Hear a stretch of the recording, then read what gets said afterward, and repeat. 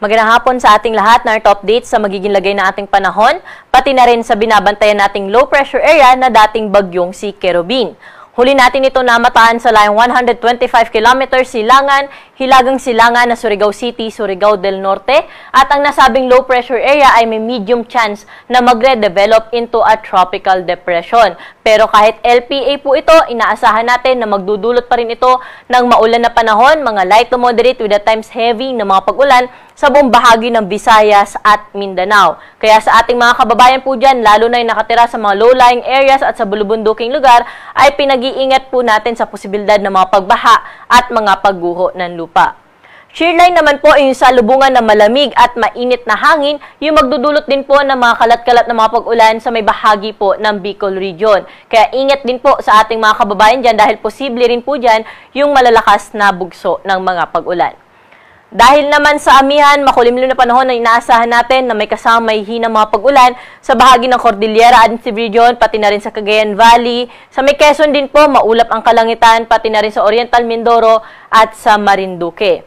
Dito sa atin sa Metro Manila, pati na rin sa ibang bahagi pa ng Luzon, bagyang maulap hanggang sa maulap ang kalangitan na ating naasahan na kung saan posible po yung may hinang mga pag-ulan o mga pag-ambon ngayong hapon, pati na rin po mamayang gabi at sa madaling araw.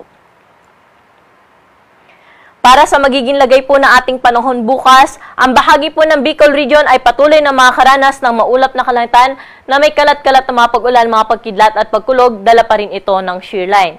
At maulap na kalangitan pa rin ang inaasahan natin na may kasama may hinang mga pag-ulan sa bahagi ng Cagayan Valley, Aurora, Quezon, pati na rin po sa bahagi ng Cordillera Administrative Region. Dito sa atin sa Metro Manila, pati na rin sa ibang bahagi pa ng Luzon, mananatili yung ating naranasan na bahagyang maulap hanggang sa maulap na kalangitan sa umaga hanggang tanghali, pero sa madaling araw po ay posible pa rin yung may hinang mga pag-ulan.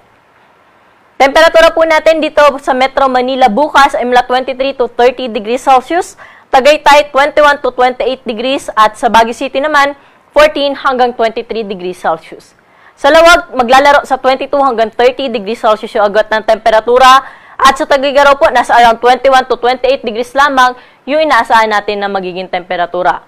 At sa bahagi naman po ng Legazpi City, dahil maulan po dyan bukas, aabot lamang sa 29 degrees yung maximum temperature.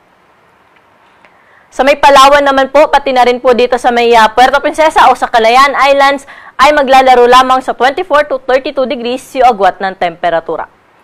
Dumako na po tayo sa mga kababayan natin dito sa Visayas at Mindanao. Dahil pa rin sa epekto ng low pressure area, inaasahan natin bukas na magiging maulap pa rin po ang kanilang kalangitan at may mga kalat-kalat pa rin na mga pag-ulan, mga pagkidlat at pagkulog. Kaya ingat-ingat pa rin po sa ating mga kababayan dyan at posible pa nga rin po magdulot ng mga pagbaha at mga pagguho ng lupa yung inaasahan natin na mga pag-ulan. Temperatura natin bukas sa Tacloban ay mula 24 to 29 degrees Celsius. Sa bahagi naman ng Metro Cebu at sa Iloilo ay 24 to 30 degrees Celsius.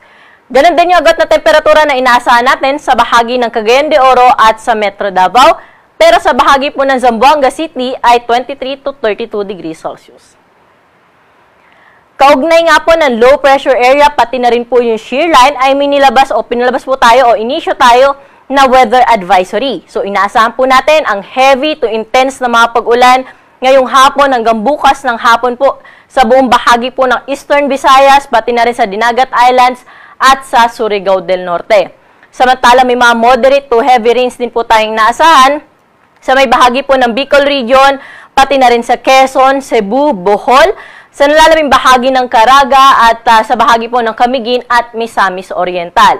At pagdating po ng Biyernes ng hapon hanggang Sabado ng hapon, may mga heavy to intense o madadagdagan pa yung mga areas na posibleng makaranas ng heavy to intense na mga pag-ulan. So, Eastern Visayas, pati na rin po itong Albay, Catanduanes at Sorsogon, pati na rin ang Dinagat Islands ay posible pa rin po makaranas ng mga heavy to intense na mga pag-ulan pagdating nga po ng Biyernes hanggang Sabado ng hapon. Samantala, may mga moderate to heavy rains pa rin po inaasahan sa rest of Bicol Region, sa may Quezon, pati na rin po sa may Marinduque, Romblon, Aklan at Capiz. Buong Negros Island Region, moderate to heavy rains din inaasahan natin bukas, pati na rin sa Cebu at sa bahagi po ng Bohol. Sa nalalabing bahagi din po ng Caraga, ay inaasahan din natin ang moderate to heavy rains po, pati na rin sa Camiguin, Misamis Oriental at Misamis Occidental. At pagdating nga po ng Sabado na hapon, kahit dito po sa may bahagi ng Palawan, ay heavy to intense na mga pag-ulan na po yung ating inaasahan. Kaya doble ingat po sa ating mga kababayan at ating paghandaan po itong mga paparating na mga pag-ulan. At pagdating po ng Saturday ng hapon hanggang Sunday po ito ng hapon, medyo mababawasan po yung mga pag-ulan sa ilang bahagi ng Visayas. Pero kung makikita po natin, yung inaasahan natin na heavy to intense sa mga pag-ulan ay medyo aangat po o medyo tataas, no? In-expect natin sa may Quezon, pati na rin po sa bahagi ng Camarines Norte, Camarines Sur, Marinduque at Oriental Mindoro ay makakaranas po sila ng heavy to intense na mga pag-ulan, pati na rin po itong bahagi ng Palawan. At moderate to heavy rains, yung inaasahan din po natin sa bahagi ng Laguna, Batangas, Occidental Mindoro, pati na rin po dito sa bahagi ng Panay Islands, sa Romblon, at sa ibang bahagi pa ng Bicol Region, particular na ang Masbate, Romblon, Masbate, Sorsogon, Albay at Catanduanes. Sa may summer provinces, pati na rin po dito sa may summer provinces, inaasahan pa rin po natin na makakaranas pa rin po sila ng moderate to heavy na mga pag-ulan. So sa mga areas po na aking nabanggit na posible makaranas na moderate to heavy o intense o heavy to intense na mga pag-ulan for the next 3 days ay pinapayuhan po natin yung ating mga kababayan na mag-ingat at paghandaan po itong mga pag-ulan na dala ng shear line, pati na rin po yung LPA dahil nga posible malakas na bugso ng pag-ulan na kung saan kung nakatira po tayo sa low-lying areas at sa bulubunduking lugar ay posible po ito magdulot ng mga pagbaha at mga pagguho ng lupa.